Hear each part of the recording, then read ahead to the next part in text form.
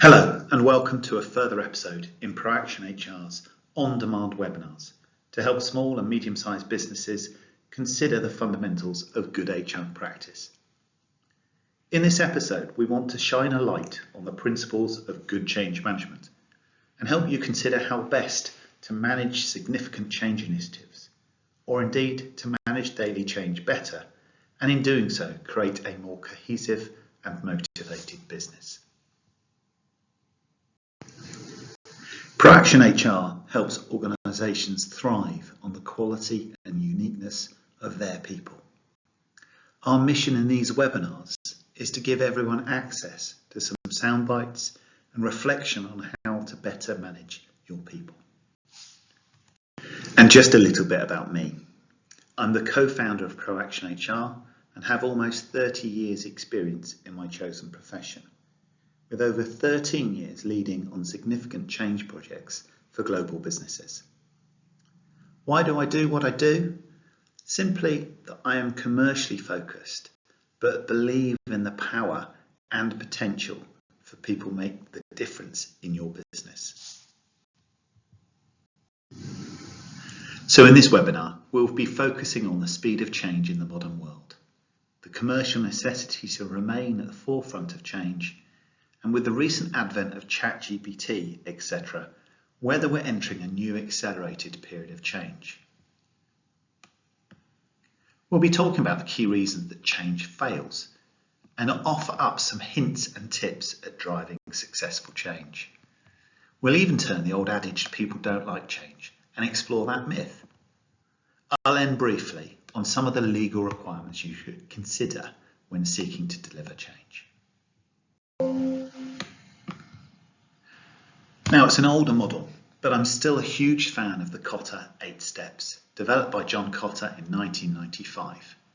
And I'll be using this model to explain managing change as we work through this webinar. So in brief, let's explain the model. The 8-step model is written from observing organisations and how they successfully manage change. The model is broken into 3 key stages. The first is creating the climate. The second, engaging and enabling the whole organisation. And thirdly, implementing, and most importantly, sustaining that change. Let's take a look at these stages in a little more detail. Creating a climate for change. If you want to create energy and focus to change, then we need to increase the urgency. I'll talk later on hints and tips how you might achieve this. But if you as a leader or business owner act like it's a normal day, then there won't be enough energy to transact the change. The second step is to build a team around the organisation to ensure it just isn't your need or desire to change the business, but the influences are shared in outcome of the change project. Finally, in this section, it's critical that all of that guiding team can deliver a consistent why when asked, and proactively deliver these messages to all staff and impacted people. So in this second stage, we turn to engagement of the entire organisation. And that why that we talked about earlier is critical for the 4th step, communicating for buy-in. How many times do we see an organisation busily delivering a project, but not communicating the purpose or what the end result is intended? If only they did, you might find staff can help the project succeed by sharing their knowledge. Just as importantly, if the why isn't delivered or the urgency isn't created, then action from staff and colleagues won't necessarily be given. Change can be seen as a threat, and in such a case, people tend to withdraw the discretionary effort that's required. This 5th stage, empower action, is critical. If we want people to live with the changes, they need to feel involved, consulted, and part of the new solution. If change is simply delivered to people and they're told, it's much more likely that the new processes won't be repeated or the quality just won't be delivered. People will return to their old habits. Cotter refers to the sixth step as creating short-term wins. There's also an old phrase, pick the low-hanging fruit. It's essentially the same message. And in managing change, you need to have good news to deliver, to show the value and retain and indeed grow engagement in the change project. That engagement, or call it belief if you like, is as important for the entire organisation, but it's also really important for the leadership team to continue to show commitment to the project. In the final stage, implementing and sustaining change, Cotter refers to resilience or dogmatic attention. Change doesn't happen overnight. Building the change into systems and processes and making it part of business as usual is critical. At this stage, if you step down resources or think you have it cracked, you may well find people reverting back to those old habits, or covertly or indeed overtly refusing to follow up with the new processes. So that's the Cotter 8-step model in just a few minutes. Now let's focus on modern day and what is happening in all of our lives presently.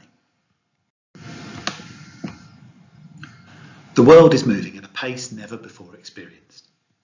In the past 40 years, with the development of the home PC, laptop, tablets, smartphones, all connected to the World Wide Web, and now the future development of artificial intelligence through Chat GPT and the likes.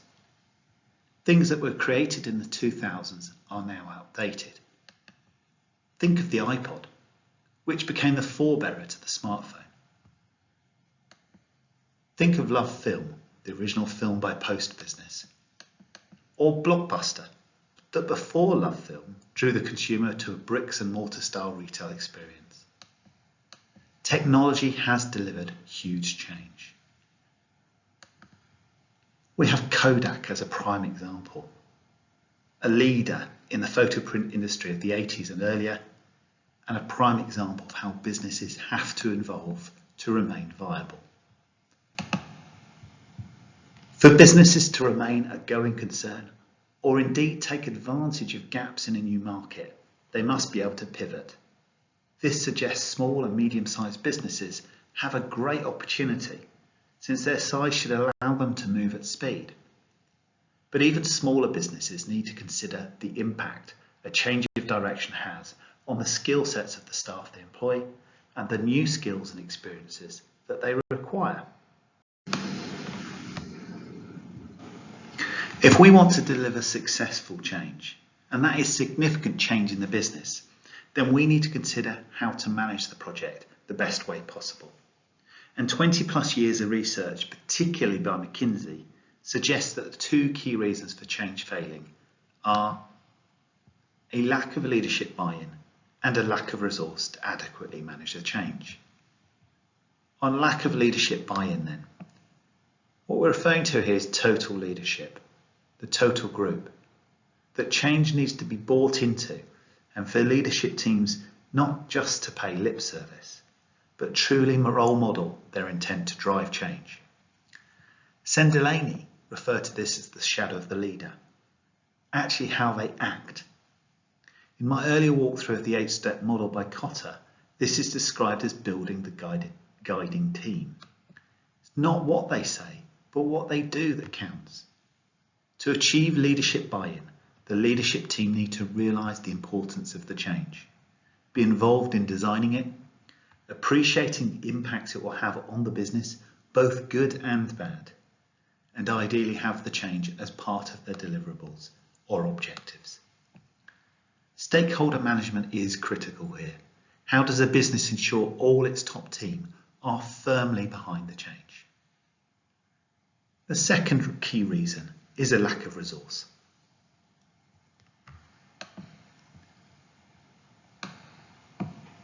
The Cotter model, as earlier described, lists 2 of the 8 steps required for successful change: creating urgency and looking to deliver quick wins. But if the staff in the business have their usual day job and have to make change themselves, any degree of resistance leads to the change project being delayed, and therein lies the issue. No quick wins can be found, and any resistance that senior leaders have will then surface to stop the project. So in our top tips, we've already discussed the need to have a buy-in of the full leadership team. And that isn't just a nod of the head. How do you involve them in the changes? It stands to reason, if you're looking at a major change, it's simpler to try to ensure its success and gather learnings than roll out across your business in one go. So trial it before you roll it out. I've already spoken about the resource needs. Try to free up some of your existing team. Make the change their only priority. And indeed, look for champions of change across your team. Who always looks for the positive in any business decision? Who speaks up positively about it?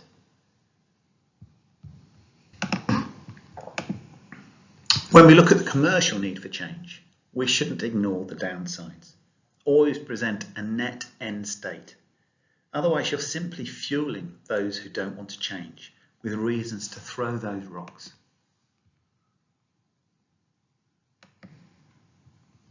Be super focused on the deliverables and timelines. Highlight all, ensure you have the delivery dates written down and managed tightly. It's too easy to let a project slip and then the true value may never be realised.